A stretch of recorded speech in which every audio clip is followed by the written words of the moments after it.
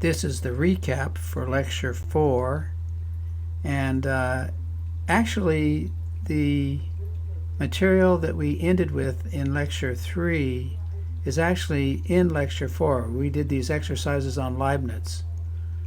So anyway, we kind of jumped the gun a little bit there. And so now this next topic is the assignment statement. This is actually a programming application of textual substitution. The assignment statement in formal methods uses the same symbol as textual substitution. It's this walrus operator, the colon followed by the equals. And this is a little bit different probably from what you are used to in your programming classes. The effect of the assignment statement is to change the state. Now, do you remember what the state is? State, the definition of state. A state is a list of variables and their values. And so here's an example of the assignment statement, which changes the state. So let's suppose that the initial state is x has a value 3, variable y has a value 2, and variable z has a value 6. So notice that that is a state. A list of variables, x, y, and z, and their associated values, 3, 2, and 6 respectively. And let's suppose that you execute the assignment statement, y, and this colon equals is the assignment operator, z plus 1. Now this colon equals, we pronounce this gets. So the way you would say this would be y gets z plus 1. And so remember, with textual substitution, you pronounce this operation is replaced by. So we are using the same symbol for a different operation, namely the assignment statement. So the way you pronounce this when the walrus operator is the assignment statement is gets. So we would say y gets z plus 1. So, well, what is the current value of z? It's 6. What is 6 plus 1? 7. So y gets that. So that changes the value of y from 2 to 7. So this is the final state. So do you notice then that this is an example of how the assignment statement changes the state of the computation? That is the effect of the assignment statement. And I mentioned a minute ago that the notation here is quite unfortunate. In formal methods, we use the equal sign for equals, and the assignment operator colon equals for the assignment, which is pronounced gets. And unfortunately, in most other programming languages, namely the big ones are like Java and C++, you don't write equals for equals. You write equals equals for equals. So you have this double equal sign is what equals means. And then, unfortunately, these languages, there was such a poor design decision in these programming languages. They use the equals symbol for the assignment. And so programmers habitually say, here, let's go back to this previous screen. Programmers would speak this assignment statement, and they would say y equals z plus 1 instead of y gets z plus 1, because they're used to seeing this symbol equals for the assignment operator. So that's just an unfortunate historical fact of picking bad notation for programming constructs. Actually, there's a trend in more modern programming languages to go back to the walrus operator, and some programming languages use the less than hyphen for the assignment operator. At any rate, that's a little irrelevant. And table 1.2 here shows some examples of multiple assignments. So instead of just having one variable on the left of the assignment operator, you can have a list of variables. Like in this first example, we have x comma y gets y comma x. And so that is what that does is swaps the value of x and y. And then in the second example, we have x comma y gets 0 comma 0. So that stores 0 in x and I, and so on with the other examples. And so we have simultaneous assignments in the same way that we can have simultaneous textual substitutions. Now, the next topic is super important in software engineering. It's called the Hoare triple, named after Anthony Hoare, who was the inventor or the discoverer, depending on your point of view, of the logic behind programs, the theory behind programs, and specifically the assignment statement.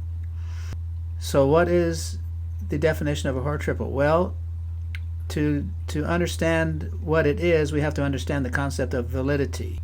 So here's the definition. An expression is valid if it is true in all states.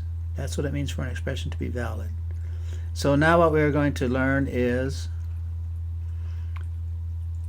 what it means for a Hoare triple to be valid. So the Hoare triple, the reason of course it's called a triple is because there's three parts to it.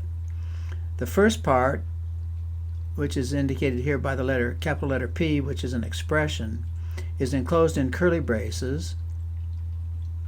All right. The second part, which is a capital S, is not enclosed in curly braces. That's the second part. And the third part is this capital Q, which is an expression also enclosed in curly braces. So you have curly braces around the first one and the third one.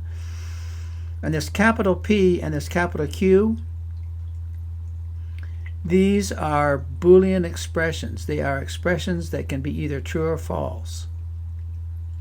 But S, on the other hand, is not an expression. S is a program statement.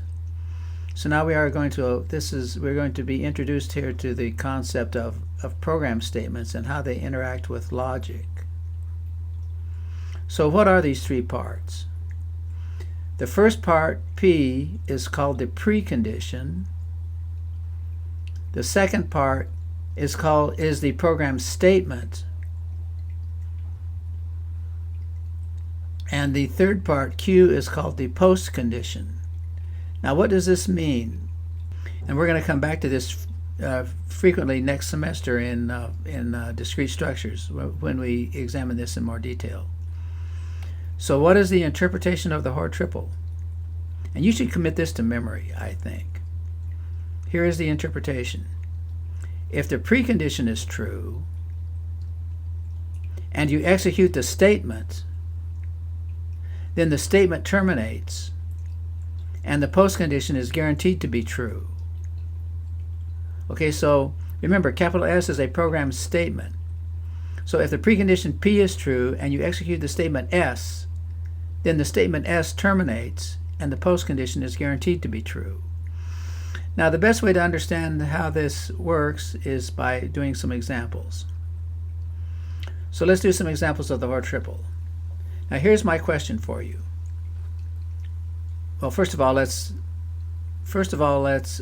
identify the parts of the Hoare triple.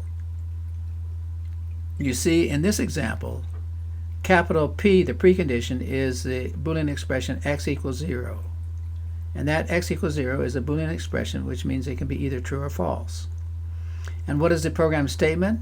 It's the assignment statement. X gets x plus 1. And what is the postcondition, capital Q? That is the expression x is greater than 0. All right, so now how can we know? So here's the question. How can we know whether this Hoare triple is valid? So what was the interpretation of the Hoare triple? If the precondition is true, all right, so let's stop right there. If x equals 0 is true, and you execute the statement S, what is the statement S? X gets x plus 1. What is 0 plus 1? 1. So what does x get? X gets the value 1.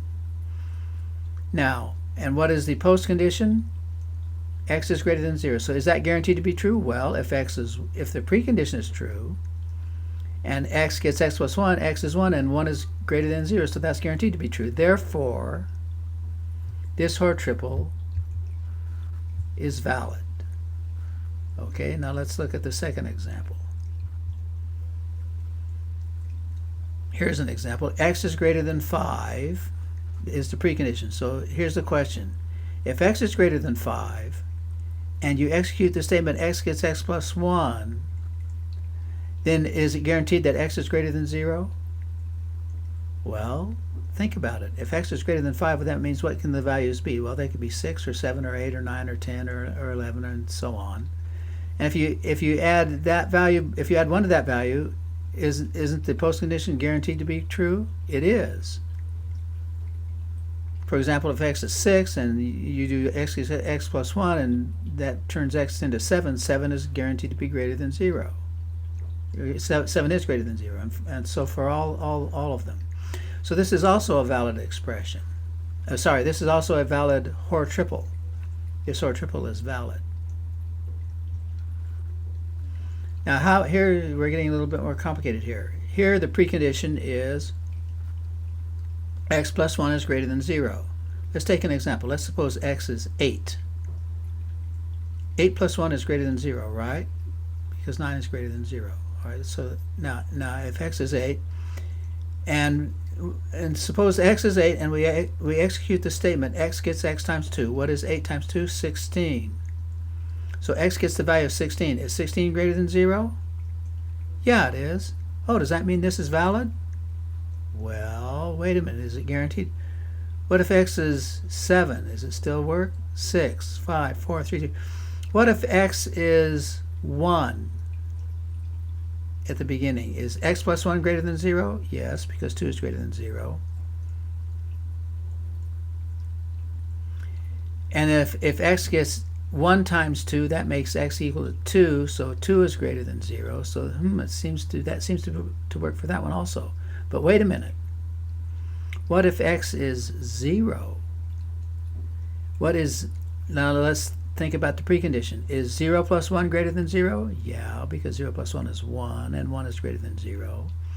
But now if we do x gets x times 2, what is 0 times 2? That is 0, so x gets 0. And so was the postcondition guaranteed to be true? No, because 0 is greater than 0 is false. So you see, even though this Hoare triple seems to work for some values of x that satisfy the precondition, it has to satisfy the precondition for all values of x. It's not the case that if x plus 1 is greater than 0 and you execute x gets x times 2, that x is greater than 0 is guaranteed to be true. It's not guaranteed to be true because it doesn't work for x equals 0. Therefore, this Hoare triple is not valid. Are you following me here? Let's try it. Let's do one more. X greater than negative 2. Is 1 greater than negative 2? Yeah. And if we execute x gets x plus 1, 1 plus 1 is 2. Is 2 greater than 0? Yeah, it seems to work for that in that case, but does it work for all? Is it true that if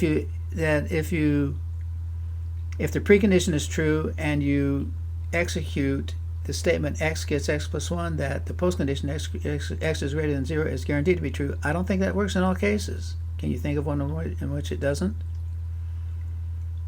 Let's try negative 1. Is negative 1 greater than negative 2? Yeah. And if we do x gets x plus 1, what is negative 1 plus 1? That is 0. So x gets 0 as a result of the assignment statement. And 0 is greater than 0 is not true, is not guaranteed to be true. So therefore this is also not valid. All right. Now what we are going to do is we are going to look at the definition of the assignment statement, which is defined in terms of the Hoare triple. And now look here. This definition of the assignment statement is in the form of a Hoare triple. But look what we're doing here. What is the precondition? The precondition is R, capital R. Now what is this capital R? What does the capital letter represent in formal methods? An expression. So this is an expression, and what does the square bracket represent? Textual substitution. So you see this colon equals in the precondition is textual substitution, and the way we pronounce that is replaced by. Okay, so look. this colon equals is textual substitution. And the way we would say this is we would say expression R with X replaced by expression E. And capital E is, the E is also a capital letter, so it is also an expression. But X is a variable. Now that is in contrast to this colon equals operator. This is the assignment statement. All right, so the way we would pronounce this would be X gets E. And so that is a program statement. So we have this colon equals that is used for two different purposes. One, the first one for textual substitution, the second one for a programming assignment statement. All right, and so now let's see if we can understand how this works. Now, an interesting point here is that this R, notice that R expression in the precondition is the same R in the postcondition. The R in the precondition has a textual substitution and the R in the postcondition does not. But that's the same expression R. Now here's what's really interesting about this, is that given the postcondition R and the assignment statement X gets E, you calculate the precondition by taking the postcondition R, and everywhere where there is an X, you do textual substitution and you replace it by E. And it turns out that will always give you a valid Hoare triple. This is really a fascinating idea.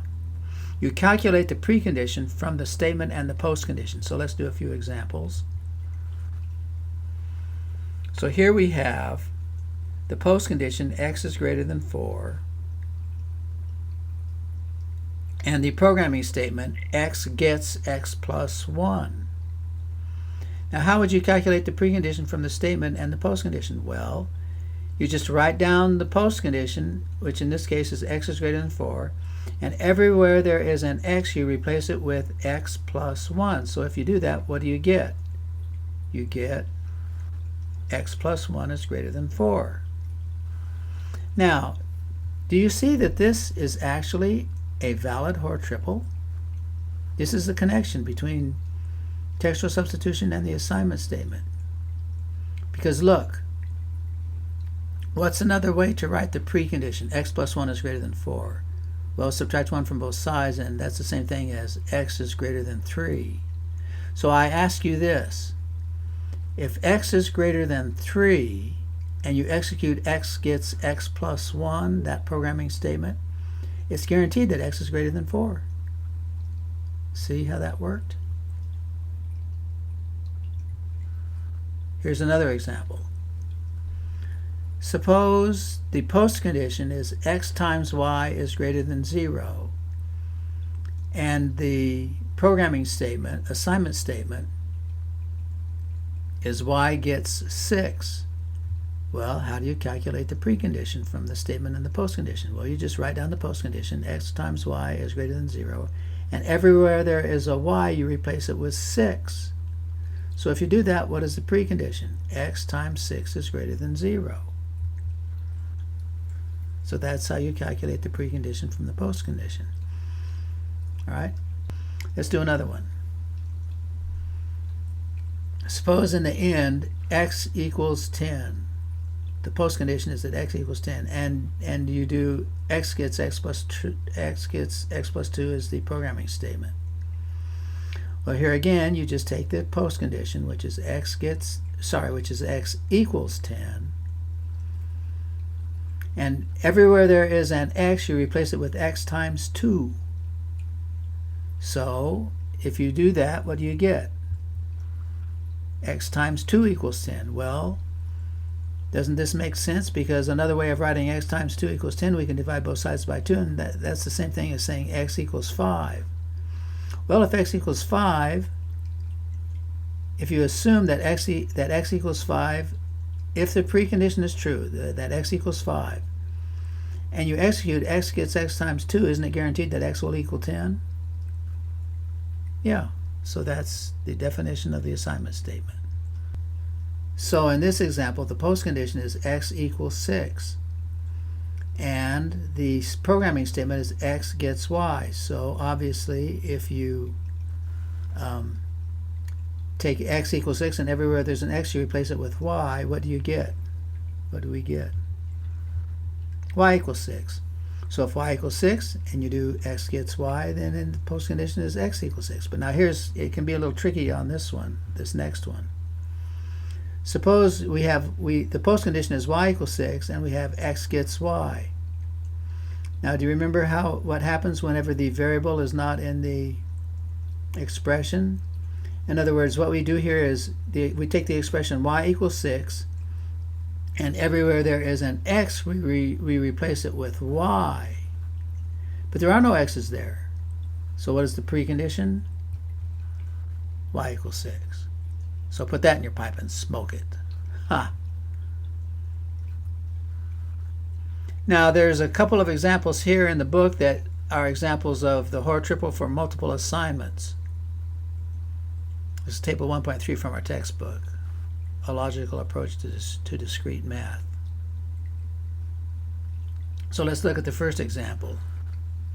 The precondition is y is greater than x, and here the statement is x comma y gets y comma x, and the postcondition is x is greater than y. Well, that makes sense, right? Because if you take x is greater than y and you calculate the precondition for that, you take that expression x is greater than y, and if you take everywhere there's an x, you replace it with y, and everywhere there is a y, you replace it with x, you get y is greater than x.